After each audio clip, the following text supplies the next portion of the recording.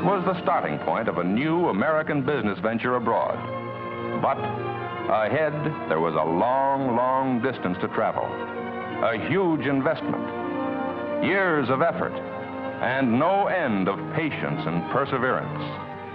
Most important of all, the job would require men, hardy men, determined men, men who were willing to leave families and friends and journey halfway around the world on a quest that might end in failure. Men who could face hardship and monotony and still take it. The United States has been involved in this empire-building process since approximately the end of World War II, but most of it has been done secretly. It's been done by economic hitmen like me.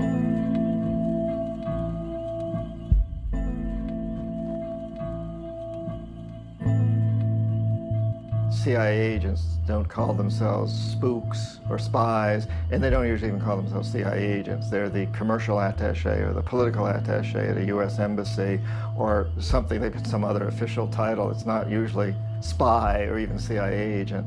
And it is the same with us. It's an economic hitman is a generic term, and but it's not one that you don't put on your business card.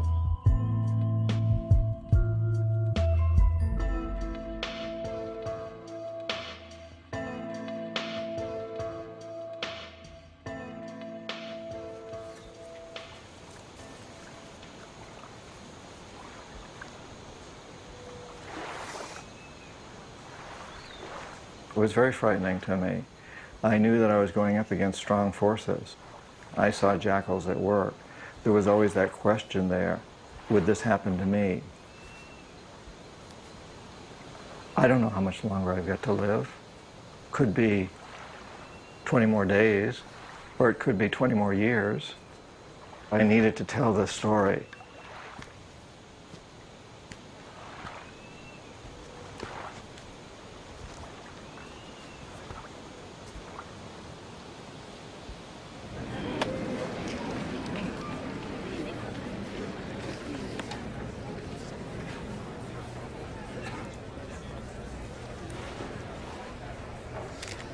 Buenas noches. Qué interesante que tanta gente quieren charlar un poquito con un gángster económico.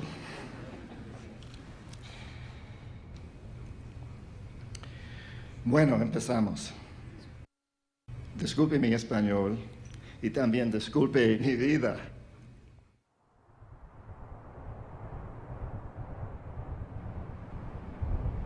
I was still in college. The National Security Agency, the United States' largest and probably most secretive spy organization, recruited me. And they put me through a series of tests, personality tests, lie detector tests, and they identified me as a good potential economic hitman. And they also discovered a number of weaknesses in my character. And I think we could call those perhaps the three big weaknesses of our culture: money, power, and sex. And when the NSA offers you a job at that level, they don't tell you what they're going to have you do. They say you're going to spend about a year going through training, and at the end of that, you and they together will decide on your assignment.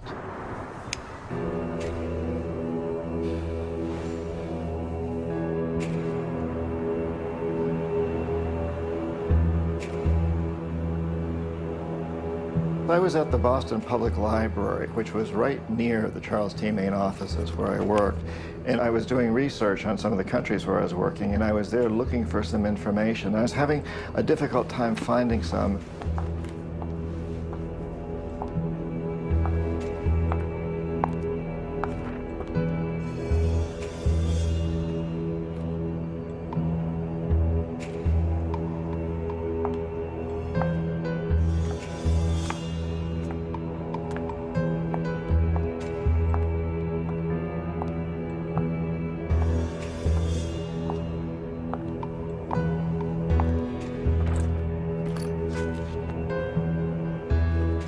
I was contacted by this amazing woman named Claudine, and she knew all about my background. She knew about my weaknesses.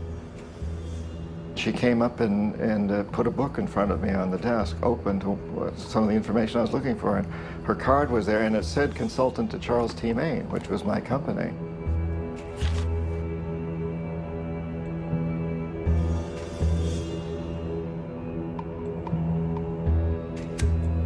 And she proceeded to teach me about what it was to be an economic hitman, and at the same time to kind of seduce me into accepting the role.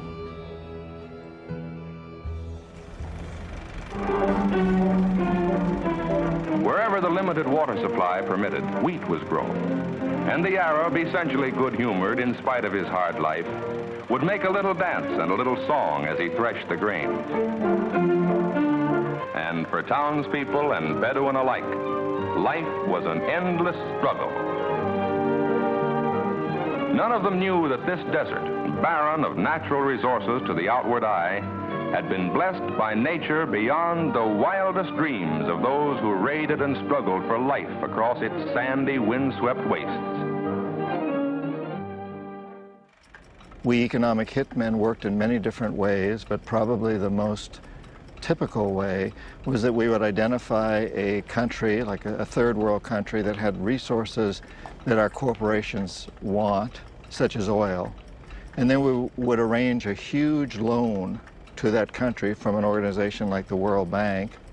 But most of the money would go directly to some U.S. construction company or other contractor, such as a Bechtel or a Halliburton. And those companies then would build huge infrastructure projects in this third world country, like power plants, industrial parks, ports. When Charles T. Maine had a contract with the government, my job was to inflate the need as high as I could, make the loan as big as I could, and this was, in essence, a policy. Among the more important undertakings for the benefit of the Saudi Arabs, wholly unconnected with oil operations, is the full-scale agricultural experiment project that is underway at Al-Kharj. This irrigation canal, which the oil company helped the Saudi Arab government to build, is bringing water to an area of nearly 3,000 acres now under intensive cultivation. But the whole country would be stuck holding a huge debt, a debt so large that it couldn't possibly repay it. So at some point, we economic hitmen would go back to that country and say, look, you can't repay your loan, so do us a favor. Vote with us on the next critical United Nations vote, or send troops in support of ours to someplace in the world like Iraq, or, most importantly, sell your oil to us real cheap, or your labor pool, or some other resource that we want. So it's an amazingly clever scheme, because the lines for tracing it were very hazy. These private companies are paid by the government, but they're paid under these misleading contracts. So for instance, Charles T. Maine is hired to do economic hitman work, but it's considered engineering feasibility studies or economic feasibility study. And there was no direct connection. And of course, the other interesting thing is the money, we didn't even have to get the money that we loaned the countries. We got it through the World Bank. We'd set up an organization that was there to provide the money to do this. So we didn't need to provide it. Our own government, the United States government, didn't have to provide it, except we'd provide some to the World Bank, so we didn't even have to put up the money. And in that way, we've managed in the last 30 or 40 years to build the world's first truly global empire, and we've done it primarily without the military, primarily through economic hitmen.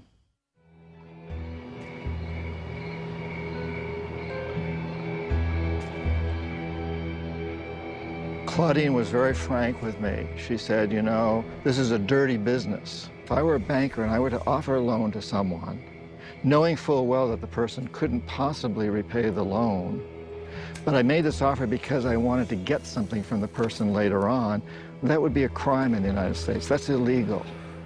And she made that very, very clear to me. So she portrayed the dirty side of the business, while at the same time holding out this offer of money and power and sex. And she told me what I'd be expected to do, and there it was.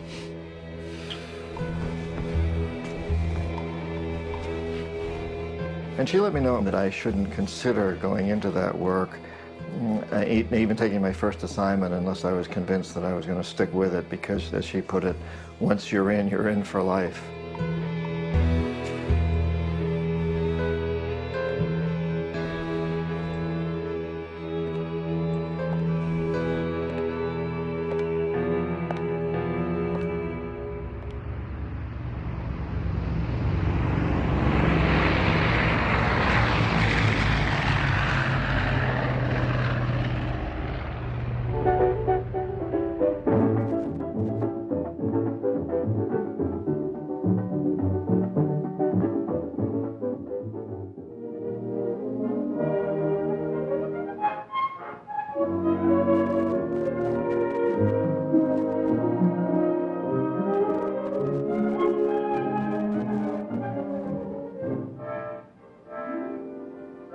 Por favor, señor, ¿dónde está mi equipage?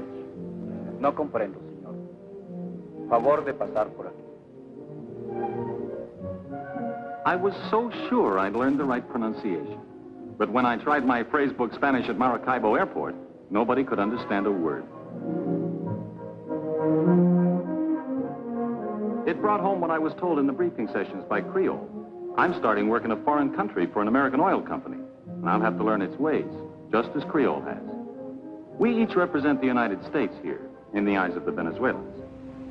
If you work directly for the CIA or the National Security Agency or one of the other government organizations, as the original economic hitmen did, and if you were discovered doing what we do, the government would be culpable, and fingers would be pointed and said, this is U.S. policy. It's much easier to go out and hire someone who's been trained by our military or perhaps by our CIA, has all the qualifications, knows exactly what he is doing, but does not work directly for the government, works for a private company. So if that person is caught, it cannot be traced back to the government. My next letter will be from Lagunitas, because I leave for the oil fields tomorrow. Love to you and the boys. Jim. Where is Daddy, Mommy? Well, Jeff, I'll just show you. We're here in the United States. And Daddy is down here in Venezuela. I had the driver take me for a ride around Caracas.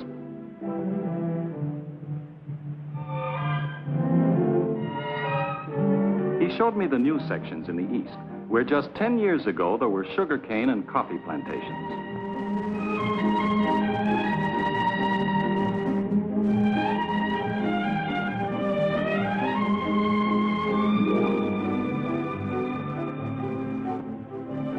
Some of the residential areas are almost futuristic. But others are so quiet and tranquil that you seem to be in another world. University City is one of the impressive sights of Caracas, another example of the prosperity oil has helped to bring to Venezuela. Every country in the world that has major supplies of oil has suffered. Oil is not a benefit for these countries. It's a benefit for a few of the very wealthy people at the top of the economic totem pole in these countries. You know, the whole theory of development lending is you borrow money from the World Bank, but then you'll invest in this wonderful dam or adopt these wonderful policies which will promote economic growth, which will easily pay back the loan and then more, so it's a good investment. But of course this development lending doesn't work out. Huge parts of the world have been going backwards. I mean, you can look at sub-Saharan Africa, most of Latin America. It's been 2 lost decades. The people, in many ways, the 50 or 60% of the population of most Latin American countries are as poor as they've ever been, in some cases poorer. The Caraqueños are especially proud of their low-rent housing projects. Huge apartment buildings in clusters on the hillsides. We have nothing like them at home. In every one of these cities, you're probably going to find skyscrapers, and you're going to find a lot more people driving Mercedes-Benzes. But if you go into the poor sections, you're going to find it overwhelmingly worse in much more numbers.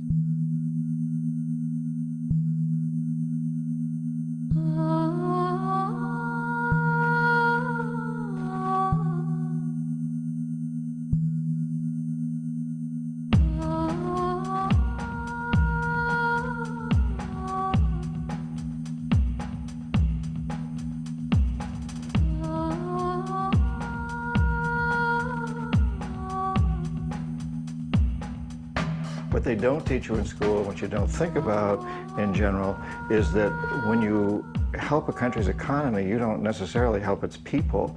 You sometimes only help a very few of the very rich at the top, and that's true throughout what we call the third world.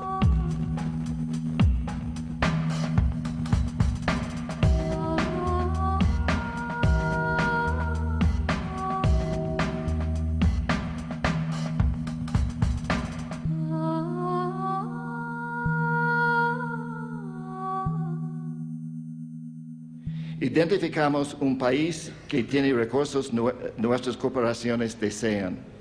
Por ejemplo, en los 70s identificamos a Ecuador como un país lleno de petróleo. Yo le pregunto al arrepentido si a un gángster, a un sicario de la CIA, tiene conciencia y por lo tanto tiene credibilidad como para convencer de su arrepentimiento.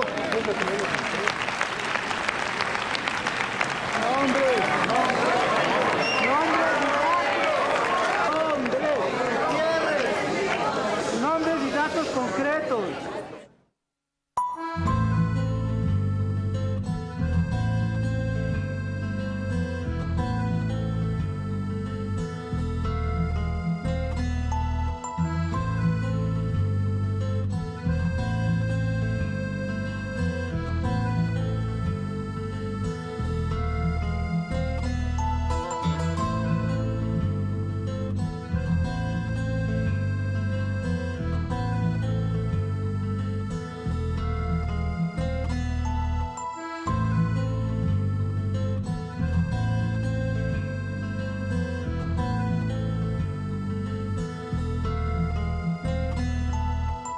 He was a man who wanted Ecuador to go its own way. He wanted the indigenous people to not have these U.S. oil companies come in and pollute the area and so forth. He was a very enlightened guy, not particularly radical. He was a good man. I mean, we liked him. We thought he was one of the better presidents in Latin America. En la época se duplicó el salario de los trabajadores y hasta la época no se ha vuelto a recuperar la capacidad adquisitiva que tenían los trabajadores en el año 80.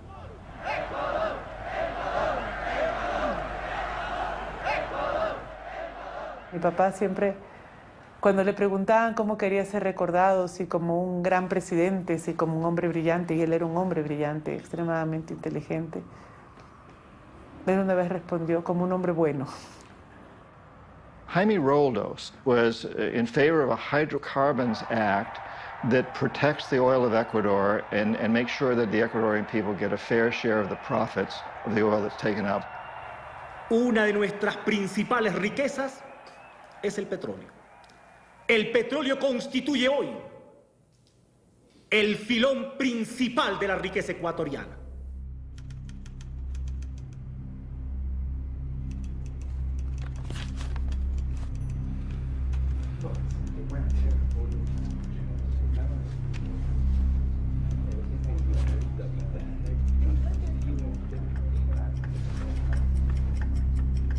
As soon as one of these presidents is elected, he's immediately visited by an economic hitman. Someone who looks a lot like me walks into their office and he says, "Look, Mr. President, I'm here to congratulate you on being president." And he says, "In this pocket, I've got a couple of $100 million for you and your family if you play the game our way. And in this pocket, I've got a gun to shoot you with if you decide to fulfill your campaign promises. The decision is yours, but I want to remind you, remember Salvador Allende, remember Arbenz, remember Patrice Lumumba, remember, there's a whole list of them. And these presidents all know, they know what happened to those people. Anyone that went up against the corporatocracy either died or got taken out of office. So what would you do in a situation like that? You know, I think we all have to ask ourselves, what would I do if I was in that situation? It's very, very difficult. Definitivamente, si uno ve los últimos meses de su mandato, Básicamente, desde enero, fundamentalmente, encuentra muchos hitos de presión, ¿no? Constantemente parece que recibía amenazas, recibía papeles que simplemente leía, rompía y tiraba, ¿no? Y eran muchas, aparentemente eran muchas amenazas contra ellos. Mi mamá estaba preocupada.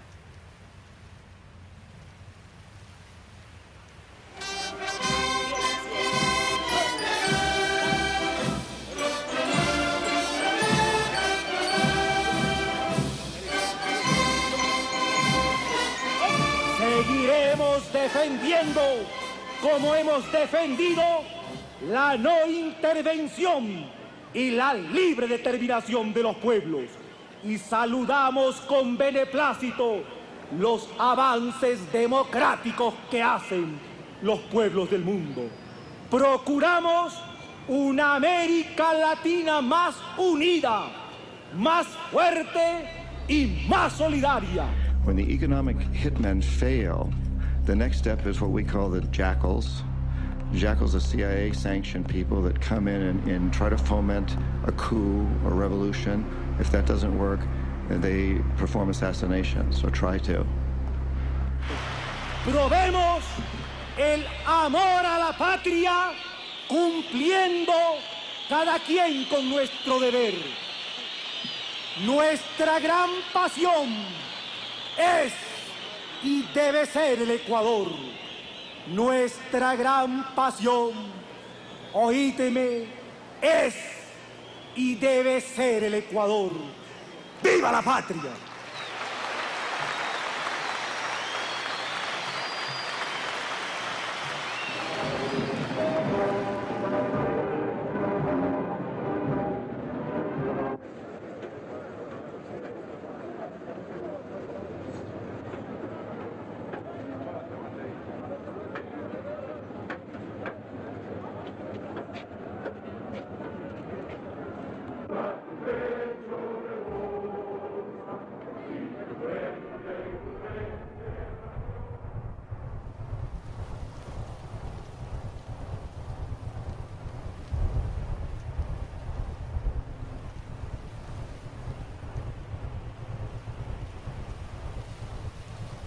After the plane crash, the whole area was sealed off, and not even Ecuadorian police were allowed into it. The only people allowed into it were U.S.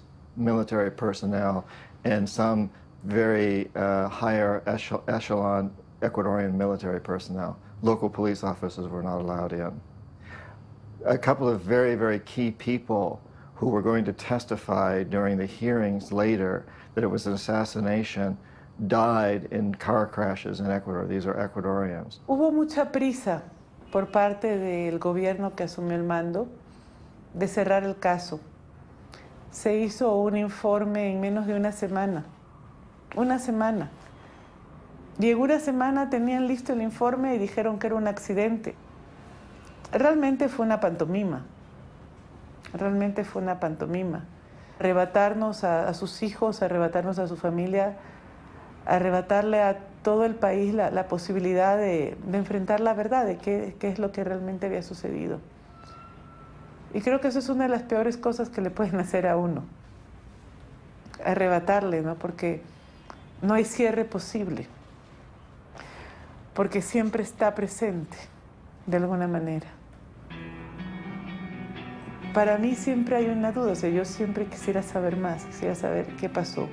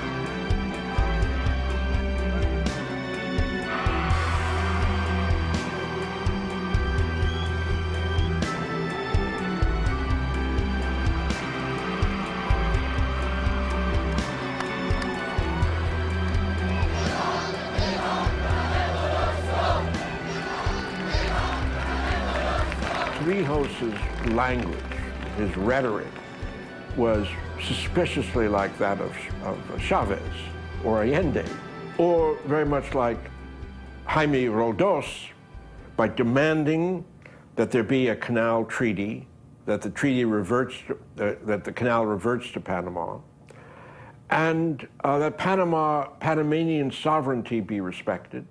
He basically said no to the United States. He said, we're not going to do things your way anymore. This canal belongs to the Panamanian people. It bisects our country. We want it back, and we should have it back. This brought tremendous pride to Panamanians to have him say this. It changed their attitude tremendously. It increased their spirit.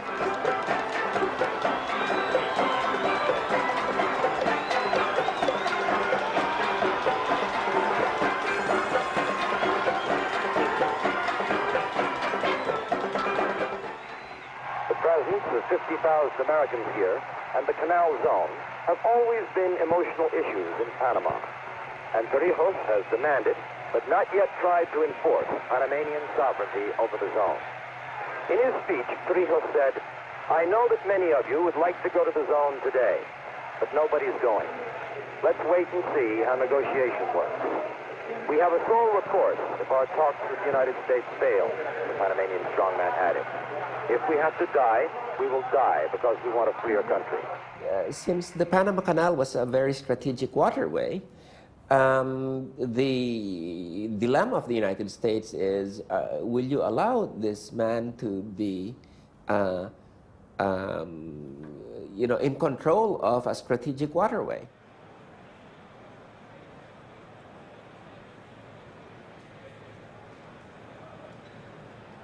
Torrijos is a friend and ally of Castro, and like him is pro-communist. He threatens sabotage and guerrilla attacks on our installations if we don't yield to his demands. Well, the Canal Zone is not a colonial possession. It is not a long-term lease. It is sovereign United States territory, every bit the same as Alaska and all the states that were carved from the Louisiana Purchase. We should end those negotiations and tell the general, we bought it, we paid for it, we built it, and we intend to keep it.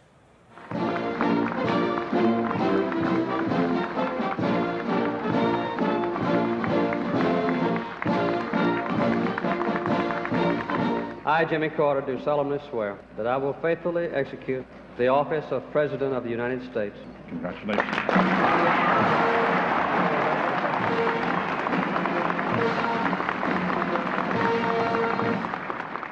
I was sent into Panama to bring Omar Torrijos around, to bring him into our system. And he refused to do that. He said, look, I know if I play your game, he told me directly, if I play your game, I'll become very rich. But that's not what interests me. I want to help my poor people.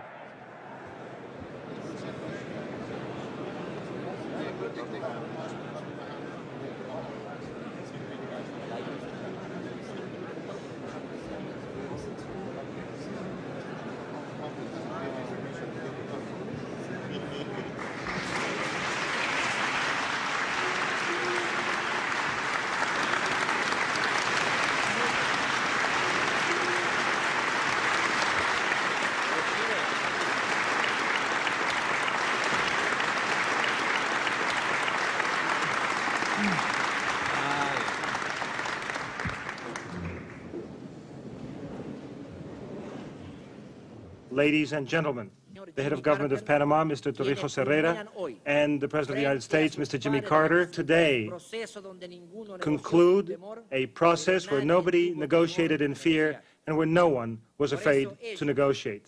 We are here to participate in the signing of treaties which will assure a peaceful and prosperous and secure future for an international waterway of great importance to us all. But the treaties do more than that. They mark the commitment of the United States to the belief that fairness and not force should lie at the heart of our dealings with the nations of the world. The people of the United States, technologically advanced, opened up Panama and managed to communicate and link together two oceans in what is now a trip of only 8 hours. Nonetheless, what happened to be a technological advance for mankind became a colonial conquest of our country as a result of historic deformations. What made Panamanians hopeful and what strengthened Panamanians' patience was the firm conviction that the American people are not a colonialist people. It was a terrible burden for me that I knew that if I didn't really want to corrupt Torrijos because I'd admired his courage and his honesty and his determination to help his poor people. I admired that. On the other hand, it was my job to corrupt him, and I felt that if I didn't corrupt him, then the jackals would come in and something much worse would happen to him. My presence here, together with the leaders and statesmen of this hemisphere, represents the conclusion of many struggles on the part of many generations of Panamanian patriots.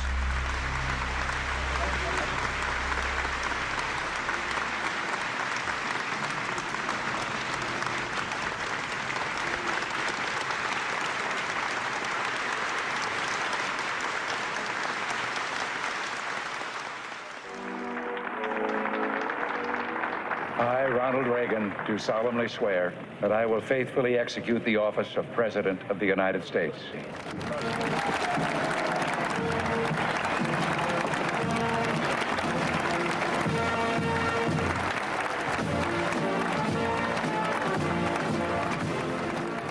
Todo el clima político cambió en América Latina.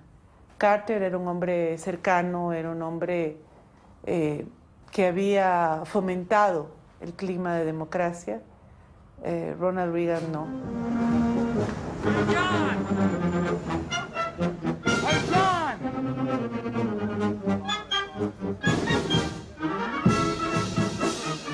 You, the men and women of the CIA, are the eyes and ears of the free world. You are the tripwire across which the forces of repression and tyranny must stumble in their quest for global domination. Yo creo que él estaba preocupado. Yo creo que la muerte de mi padre lo preocupó mucho, fue una especie de aviso. Y de hecho, un poco su familia dice que justamente Torrijos en cambio les dijo, ¿saben qué? O sea, si ya me matan, mejor déjenlo ahí. No arriesguen más, no se vayan a arriesgar.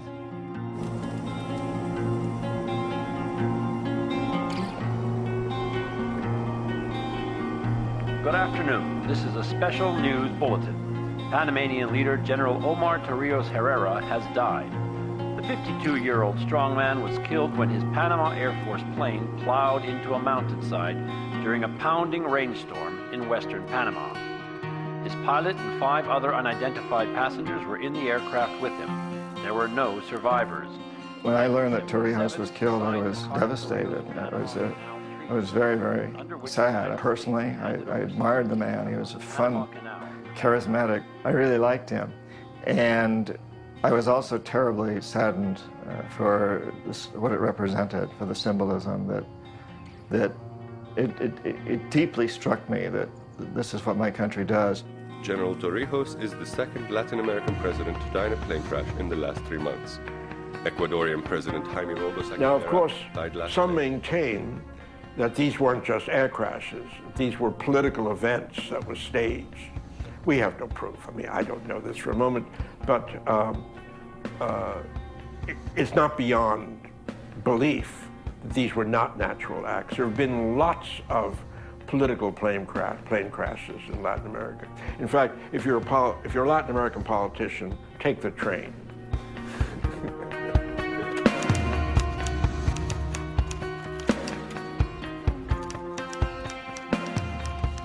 From the beginning of my tenure as an economic hitman, it bothered my conscience. And I was very torn. Up to that point, I'd lived a good life. I'd traveled first class all the time, but I'd reached a point where I could no longer justify this. I knew what we were doing was absolutely wrong. It was not to the best interests of humanity. It was not to the best interests of the future of the United States. It was totally contrary to those things, and I'd really begun to accept that.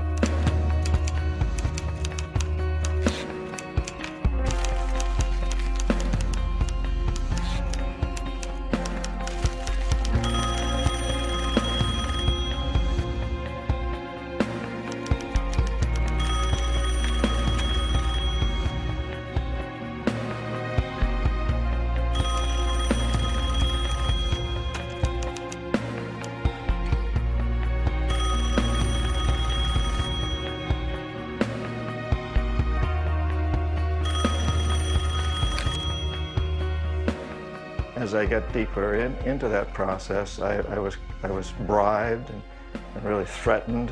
If I talked to people, if I let the word get out that I was in the process of exposing what we'd done, it became very clear to me that I would pay serious consequences. And at the same time, at one point, I was offered about $500,000 not to write the book.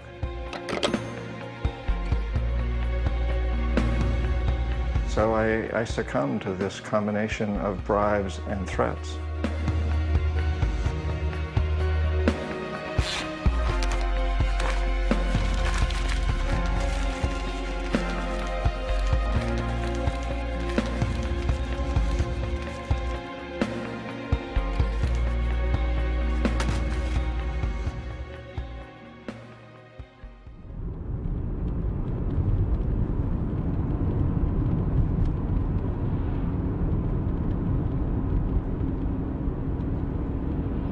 Being back in Ecuador for me is a mixture of feelings. I feel very close to this country in many respects. I know I have to take a lot of responsibility because I was an economic hitman in the 70s, and I did a lot of things which caused problems here, and I feel terrible about that.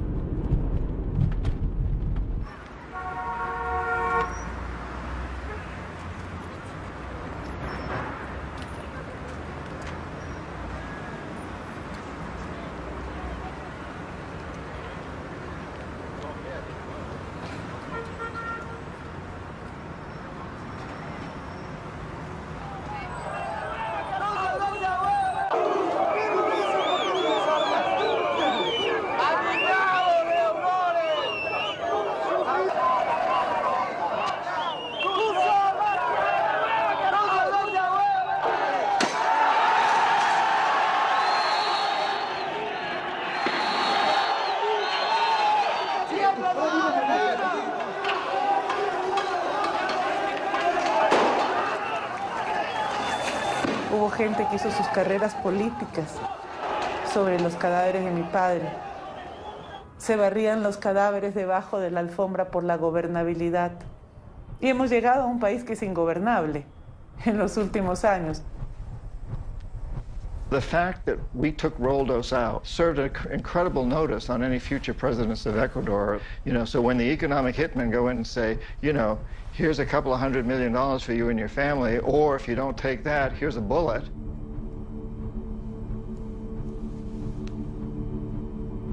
The temptation is to say, well, look, you know, I'll go along with it because maybe I can do something good, and in the meantime, I'll get rich, and my family will get rich, and nobody's going to do any better than me.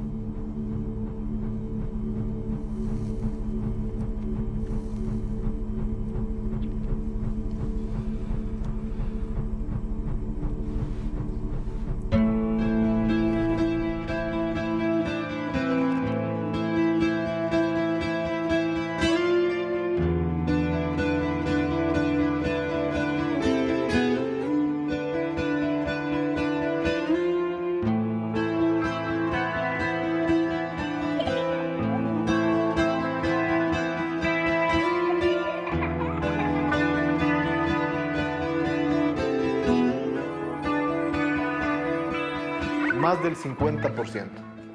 Más del 50% del presupuesto se orientaba al pago de la deuda externa. Durante todo ese periodo fue una espada de Damocles. Fue el chantaje continuo con el que los organismos impusieron las políticas, organismos internacionales, me refiero al Fondo Monetario, el Banco Mundial, impusieron políticas muy antipopulares.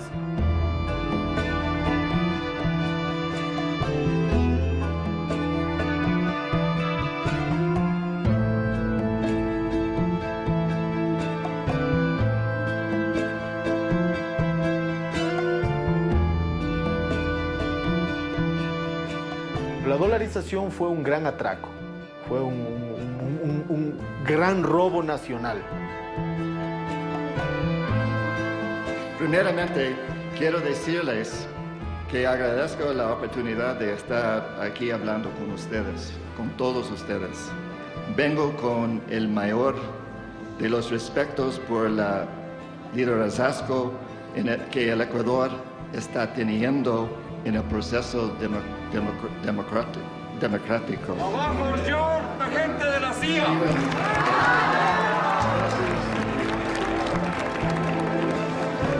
¡Viva John Pérkins, próximo presidente de Gringolandia!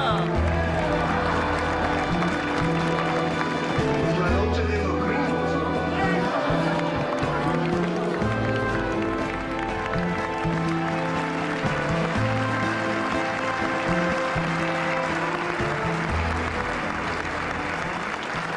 Compañeros, les pido silencio.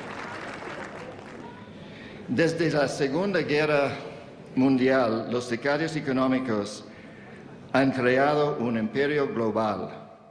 There's a big, wide, wonderful world of new force, newly proportioned for you force, oh beautiful, wonderful, beautiful, wonderful, beautiful, wonderful new world of force.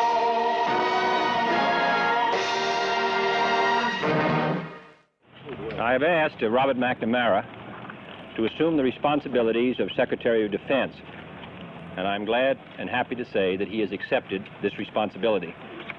Mr. McNamara leaves the presidency of the Ford Company at great personal sacrifice. What do you believe that will cost you? More than I'd like to say. There will be profits foregone of approximately $3 million during the next 3 to 4 years. Robert McNamara was a very, very significant player in all of this. And of course, in a way, he represents the corporatocracy, because the corporatocracy is composed of 3 pillars: the heads of big corporations, the heads of big banks, and the heads of government. McNamara represents it from the fact that he was president of Ford Motor Company, private sector, big corporation, and then he became Secretary of Defense under Kennedy and Johnson. This is Pleiku, 250 miles north of Saigon, the air base that was ripped by Vietnamese communist guerrillas. 108 men were wounded in the guerrilla attack, 79 of them seriously.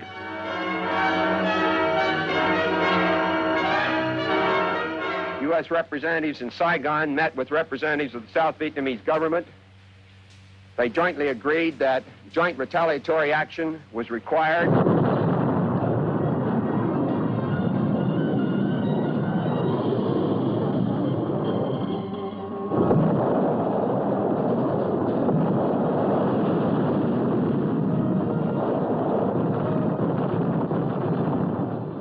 The Viet Cong, the communists,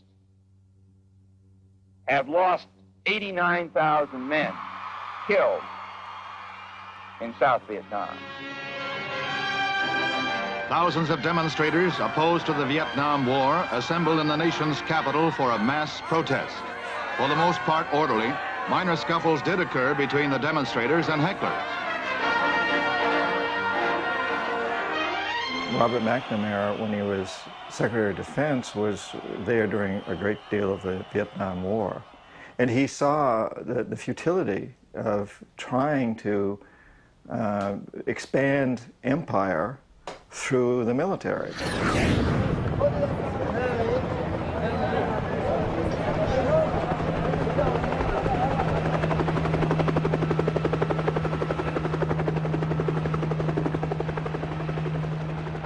For many long and quite demanding years, Bob McNamara has guided the defense establishment.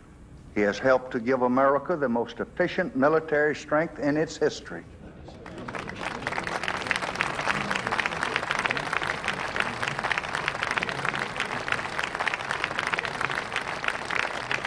In this intensely loyal, brilliant, and good man, America is giving to the world, and if I may be personal, I am giving the world the very best that we have to win the most important war of all. He really made the World Bank into what it is today. When he entered the World Bank, it was lending about $900 million a year. When he left in 1981, it was lending $12.5 billion a year. And then he was the one who really made poverty alleviation the bank's mission. It was McNamara who really came out with these very typically American sort of missionary statements about we have to be our brother's keeper, you know, and help the poor and all this. And he really inspired people at the bank. They thought, well, this is just a, you know, we have a real mission, you know. You know, it's sort of like Wolfowitz bringing democracy to the world.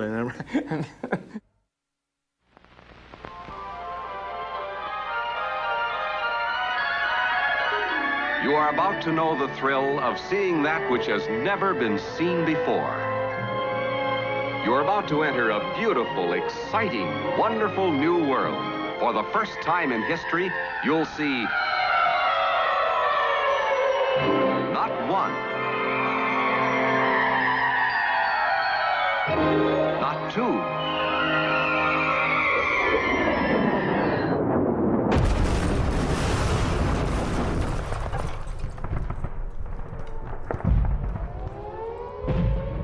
we come to Iraq with respect for its citizens, for their great civilization, and for the religious faiths they practice.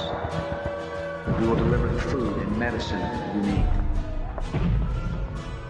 Do not destroy oil wells, a source of wealth that belongs to the Iraqi people. The government of Iraq and the future of your country will soon belong to you.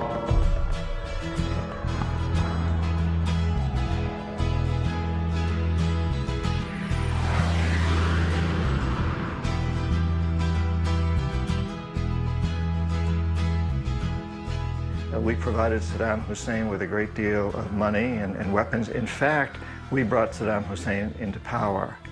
We lent him billions of dollars.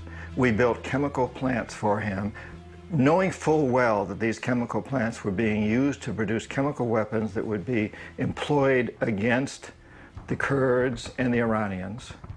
But we continued to support this man. And the economic hitman went in and tried to convince him to accept a deal similar to what the Saudis had accepted. One of the signs that the relationship wasn't working was when Bechtel tried to get a pipeline built, working with Saddam Hussein, that would bring Iraqi oil out of the port of Aqaba, Jordan, and Bechtel would build this oil pipeline. And Saddam Hussein said no, and the fact that he said no to this huge deal was one of the signs that this guy isn't going to play ball as we want him to. Now, had he accepted that deal, he'd still be president.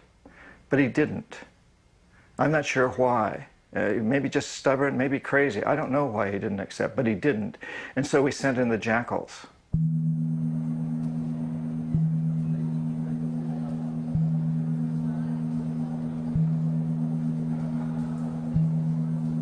We had a series of CIA teams. I was head of one of them to go in and actually see if we could do a coup d'etat. When we went in, we walked across the border.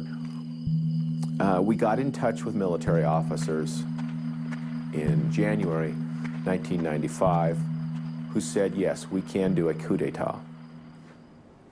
The plan went forward, and the plan included taking a tank company, surrounding Saddam's residence in Auschwitz, a small city, forcing him to resign, arresting him or killing him. But it didn't work. Assassinating Saddam was a big risk. He had too many doubles, too many lookalikes. His own bodyguards didn't know whether they were guarding him or somebody else.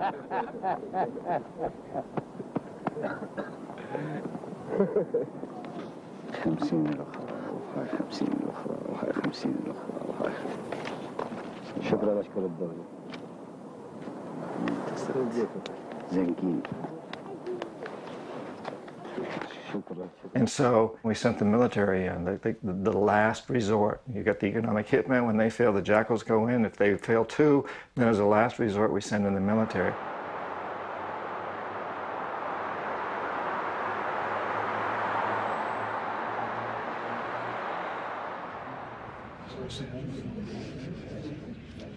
Mr. Chairman and members of the committee, the great men and women who wear the uniform of the United States have already accomplished amazing things in Iraq, but their work is not done.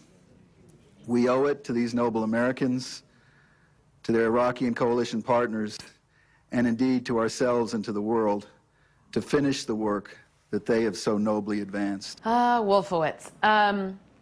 Paul Wolfowitz is the one man who has spent the largest percentage of his adult life trying to figure out how to unseat Saddam Hussein.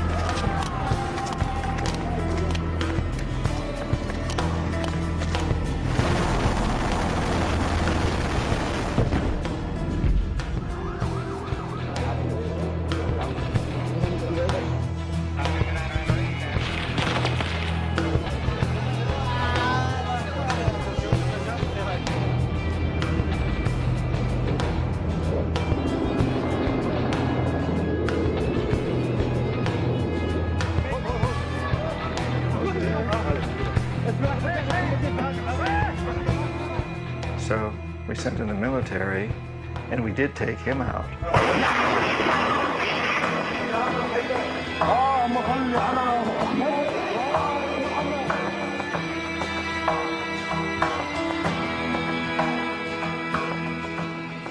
Los recursos del Ecuador se usan en beneficio de los ecuatorianos, no para la explotación de corporaciones multinacionales que benefician solamente a otras personas en otros países. Dispuesto a declarar en una corte internacional de que esos pronósticos eran falsos para que nosotros podamos decir que esa deuda es mala.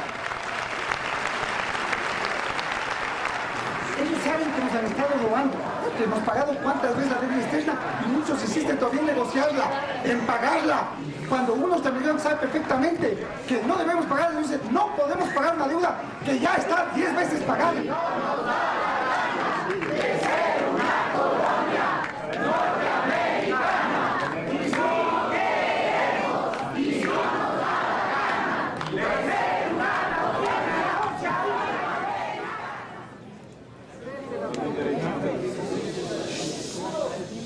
Sin embargo, el país tiene una deuda grande, muy grande, tan grande que no puede pagarlo.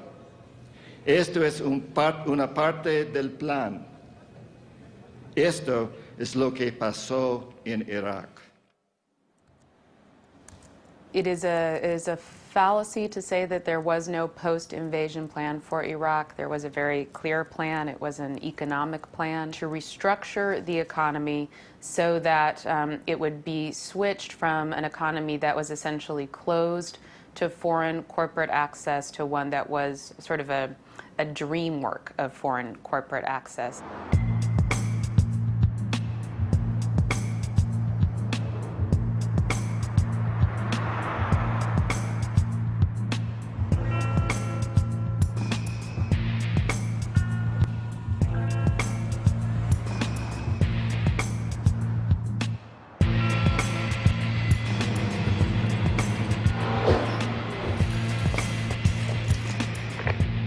They used U.S. transport cargo planes to fly 144 pallet loads of $100 bills. Tons of American cash were flown over there.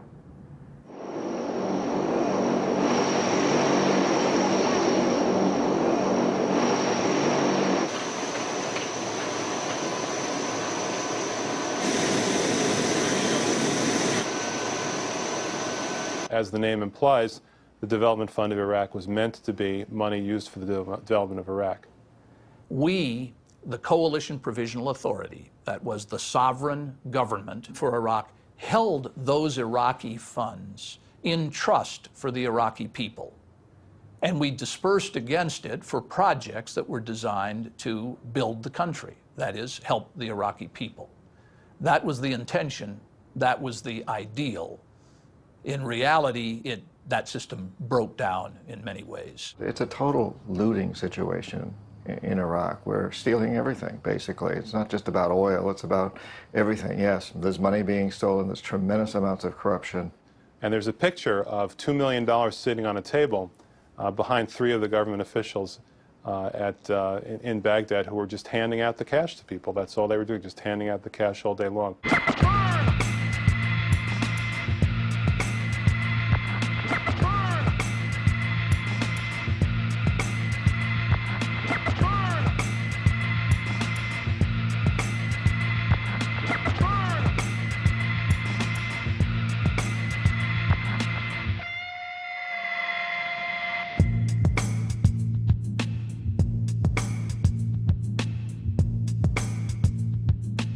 We had brand new $100 bills, all in shrink wrap.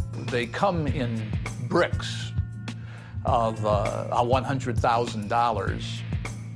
And they took 1,000 $100 bills and they wrapped it in cellophane and they tossed it back and forth to each other like a football.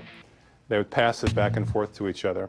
Well, I played with it. The shrink wrap, it's about like that in size, so it's sort of a small football. And so we had fun with the bricks in our office, passing the $100,000 brick, catching it, scoring a touchdown.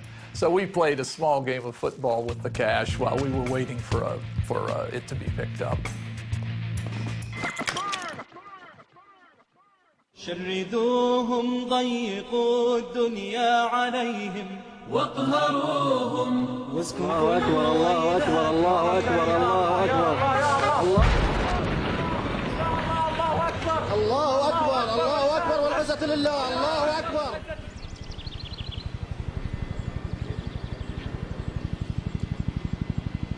Thank you, Mr. Governor. It's my 3rd time back in Mosul, and I must say I've enjoyed it every time I've been here. Starting July 1st, Iraq will have its own government again. What? Starting July 1st, Iraq will have its own government again. But you won't be alone. We will still be supporting you.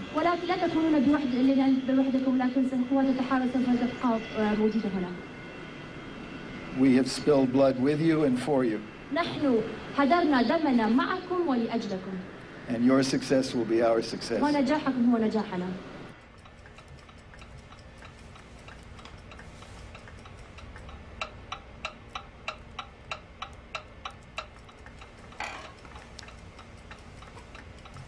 In June of 2004, there was a frantic rush to spend money. So you literally had people pleading, sending emails to each other saying, is there anybody who needs some money? I've got some money to give away. What kind of projects do you have that I can send some money to?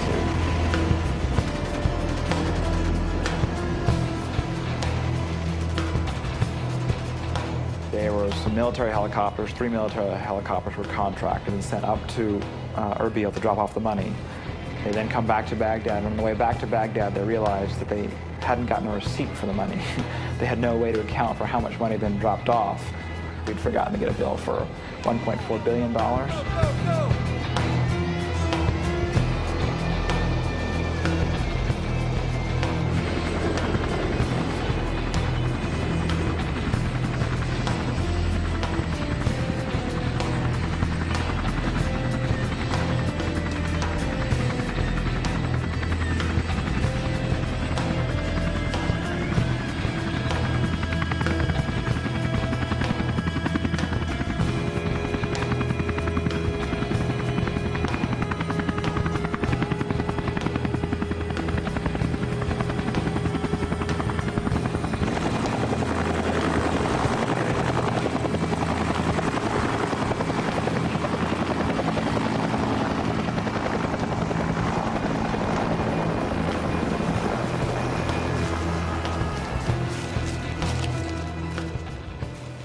There was $18 billion in money spent from the Development Fund of Iraq under the control of the Coalition Provisional Authority in the first 18 months of the occupation. Half of that, $9 billion, is unaccounted for. Nobody knows where it is. Nobody knows what happened to it. Nobody can tell you exactly how much money went into the reconstruction using Iraqi money. That's a black hole. We don't know who it went to or what it went to. We know that about $9 billion was lost during the initial months of the occupation.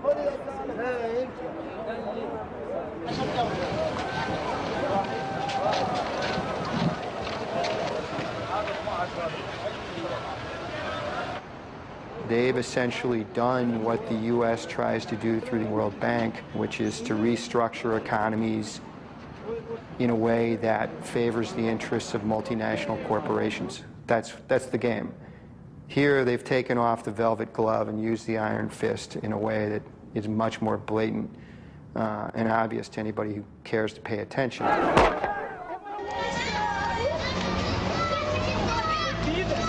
they coming?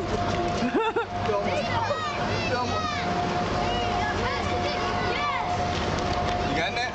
You want some water? Water? Mike? Come on, keep running.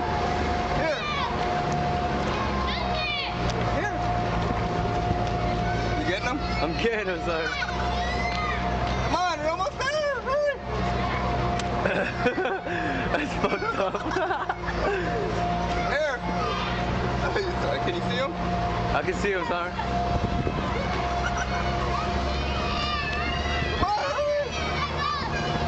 Hurry up, you want it? This thing's gonna run like 2 miles. This kid's running forever. Come on! Look at this kid!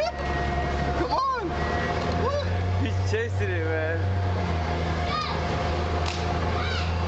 Hey, he still didn't get it.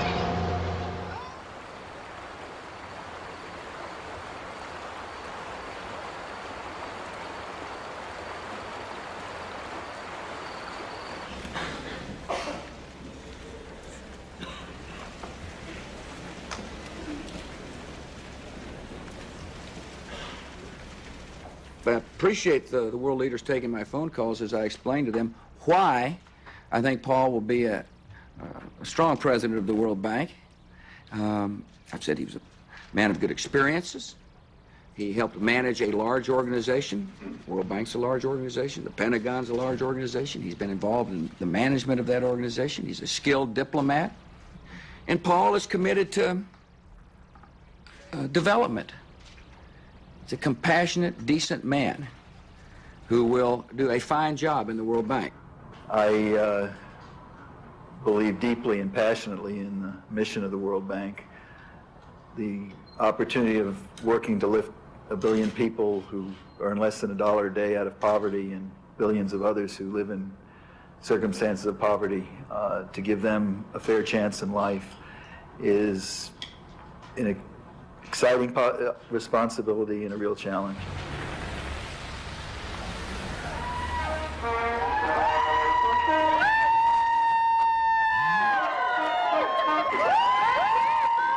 We'd like a few words with our winner tonight. So, Wolfowitz, do you feel you deserve this victory?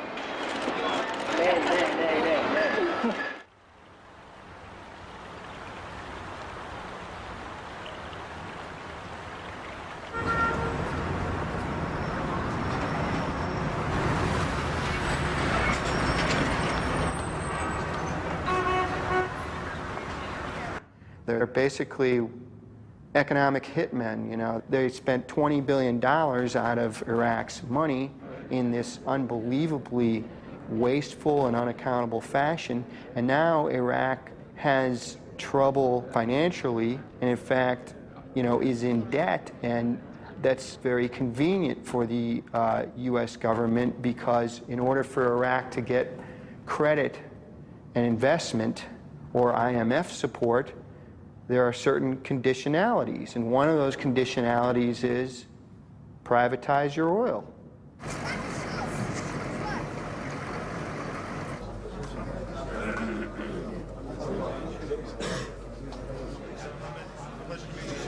The International Monetary Fund signed an agreement with the Iraqi government in December 2005 for the cancellation of part of Iraq's external debt.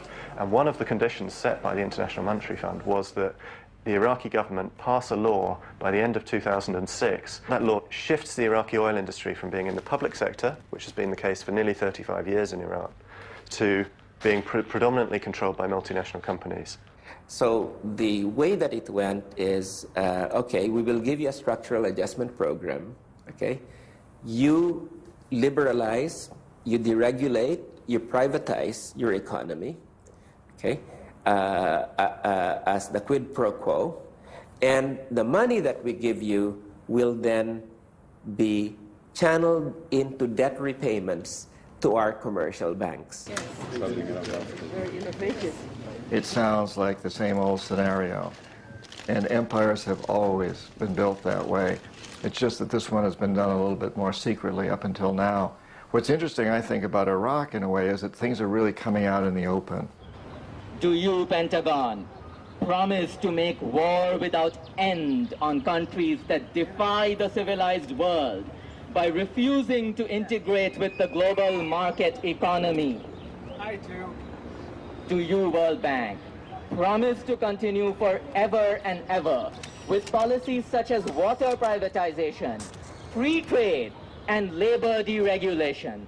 I do, most definitely. With the power vested in me by the President of the United States and by the U.S. Treasury and Defense Departments, I now pronounce Pentagon and World Bank husband and wife. May the invisible hand of the free market bless their union. You may invade, dictate, and impoverish now.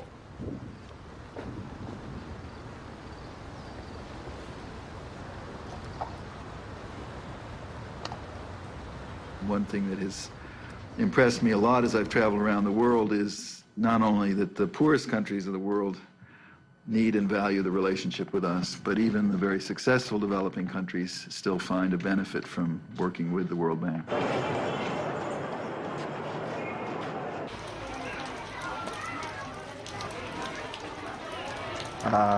You can go to places like Bolivia or Nigeria or Indonesia. You can go all over the world to very poor countries, and you can talk to people who may be illiterate, can't even read the newspapers, but they know that their country has just accepted a huge loan from the World Bank, and they can look and see that big American corporations are in there building huge projects, power plants, and they know the electricity is not going to come to their little cardboard shacks on the canals of Jakarta, Indonesia, or to their little campesino farms in the countryside of Colombia or Bolivia or Ecuador. They know they're not going to benefit.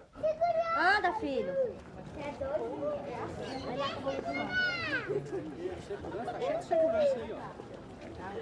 Certain things are really very simple and very clear.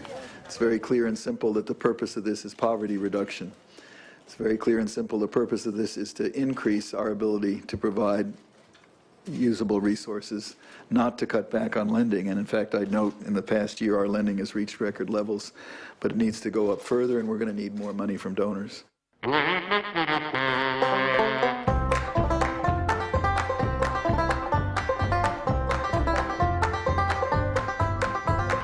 Said he'd be true to the mission, that hunger and want should end. And as all Afghans know, he's a man of his word, on that we can depend.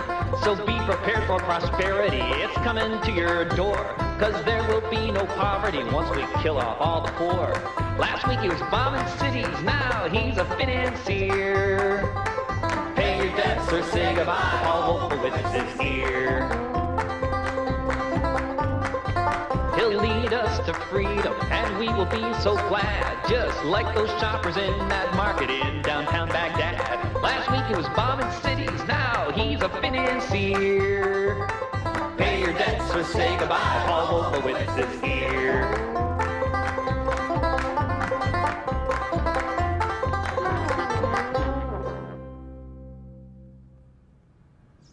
You know, 100 years ago, there would be debt repayment crises in places like Venezuela and so on. And the US and Germany and France would send in gunboats to collect the debt. So this is, in a way, it's a very old story. Now it's the IMF and the World Bank. We don't need the gunboats or the troops. You send in the IMF and the World Bank to collect the debt. Mr. Wolfowitz, welcome to Guatemala. Very nice to meet you. It's an honor to meet you. My honor. I mean, there's no mafia on earth that has leverage like that.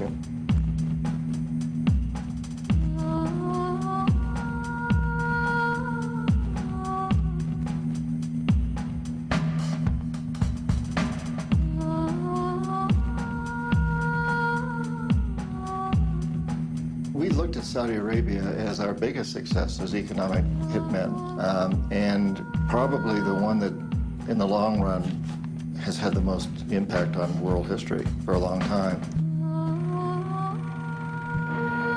The king sees the oil development as the greatest single means to modernize his country and improve the living standards of his people.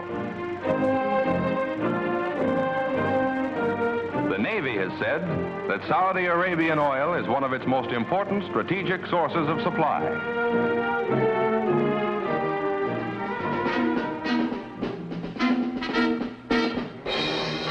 Back in the 70s, we were facing this oil crisis. OPEC had decided to basically hold us hostage to them.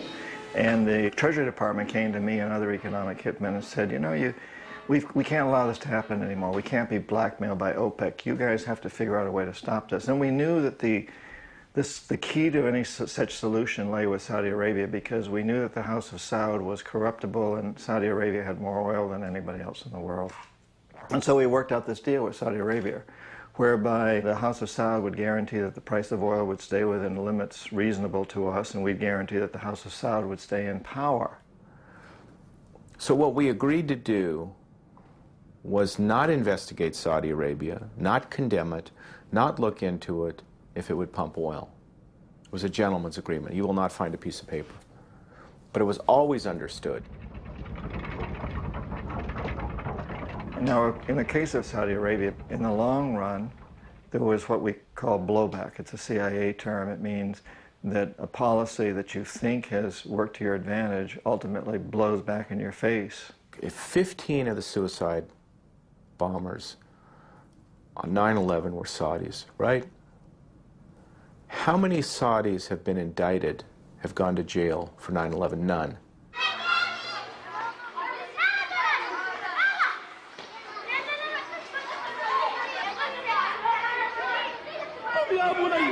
فإن شرعة ربنا بجهاد أبناء العقيدة تنتصر. لن ينصر الإسلام أن تبقى هنا. لن ينصر الإسلام أن تبقى هنا. There's so much resentment, there's so much blowback in the world around this empire that the United States and its allies have managed to build in the last 3 or 4 decades.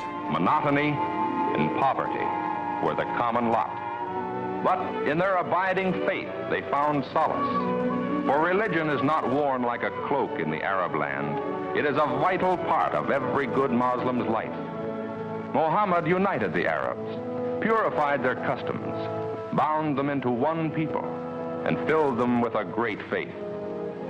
5 times a day, even the humblest Arab stops his work, faces Mecca, and intones the sacred words of the Quran. La ilaha illallah wa Muhammad Rasulullah.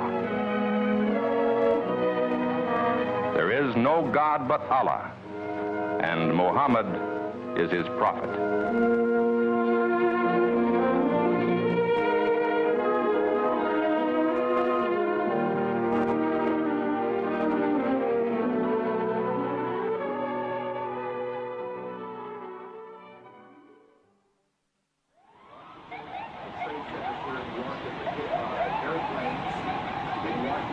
Oh my God! Oh my God!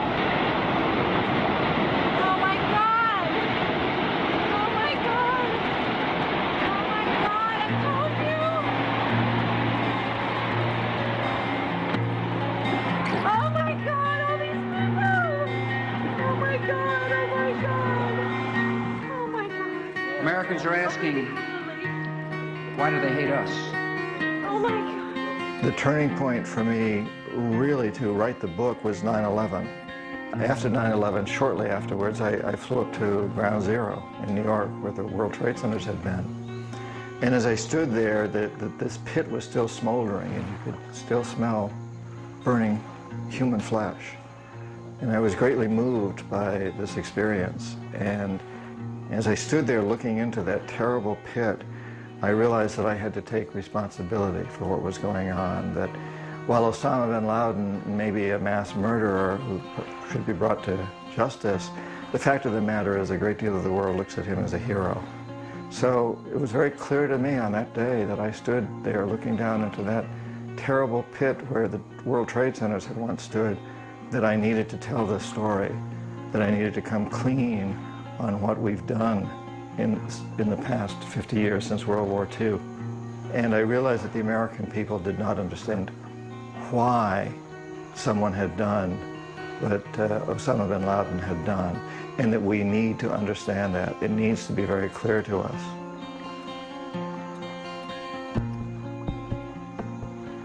It was very frightening to me. I knew that I was going up against strong forces. I mean, I was an economic hitman. I saw jackals at work.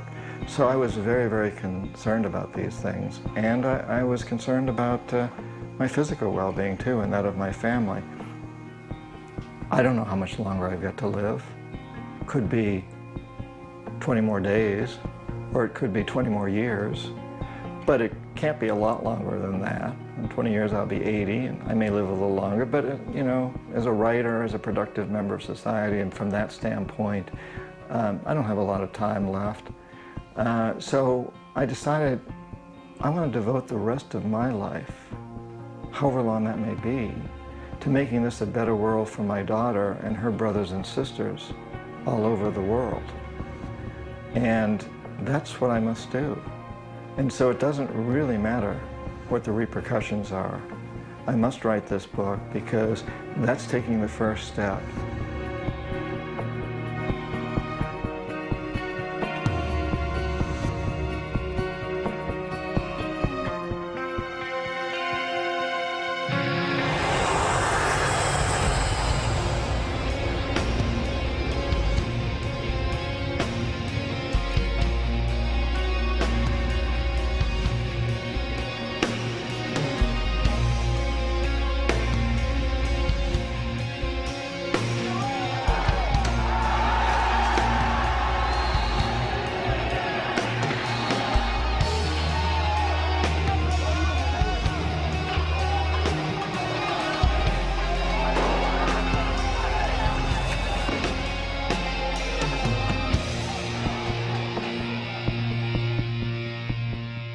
I was working in Panama with Omar Torrijos as an economic hitman. At the same time with your father, he was very nationalistic and a real populist, and he basically said no to the United States. He said, we're not going to do things your way anymore, which was rather shocking, I think, to Washington.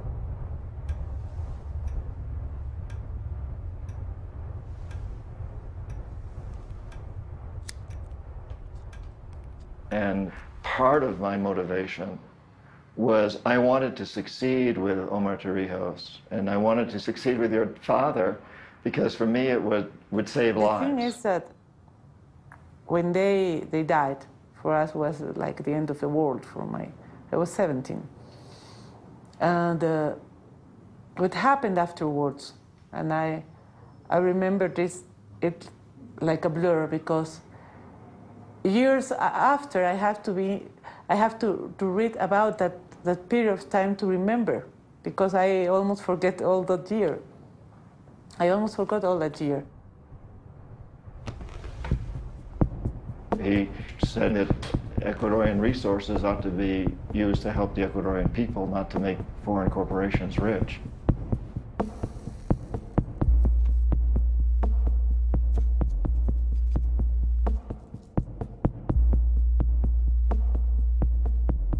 And so we sent the jackals in to assassinate him.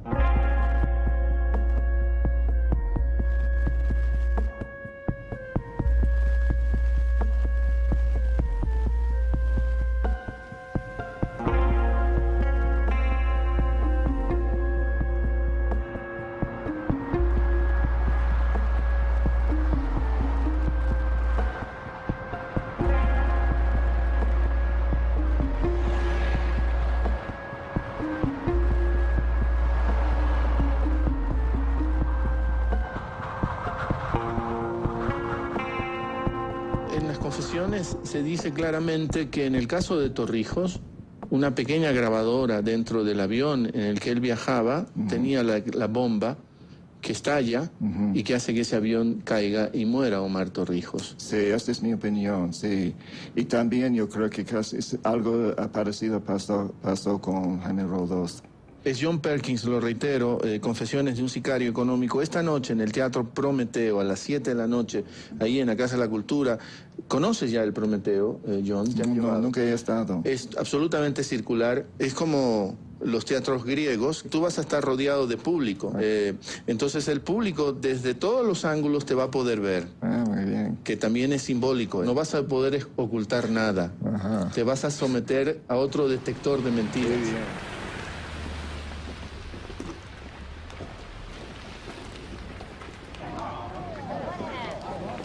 Llamar a la reflexión de que de pronto los países pequeños también somos dignos, de que hay una gran reserva moral en países pequeños como el Ecuador, de que hay una gran reserva moral en cada uno de nosotros y en presidentes como Roldós. A mí aún me es difícil hablar de la muerte de mis padres, y en este momento sí, y aquí en este lugar sí, son como la hija de Jaime y Marta. Oyendo a estas palabras de Marta Roldós, me puso mucha emoción en mi corazón. Tengo que pensar un momento. Aquí en Quito cayó el imperio incaico. Aquí en Quito empezó la caída del imperio español. Y aquí en Quito, el Ecuador, caerá también el imperio norteamericano.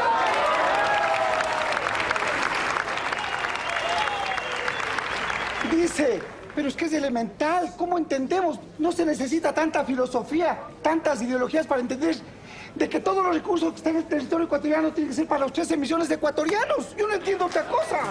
Yo no entiendo. Y que no tiene, dice el señor Packing, que no tiene que ser para las transnacionales, que ellos viven allá corrompiéndose.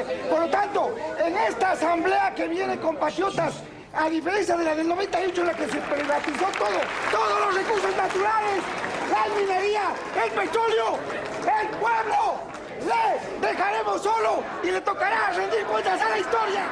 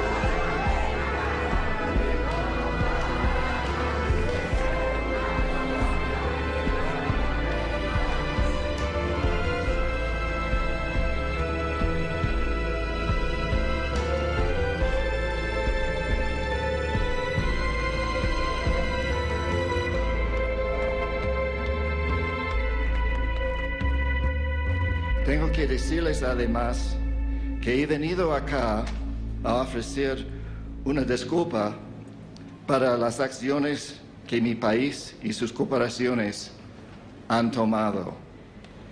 Debo aceptar mi responsabilidad personal por algunos de estos actos. Por todo esto, quiero disculparme.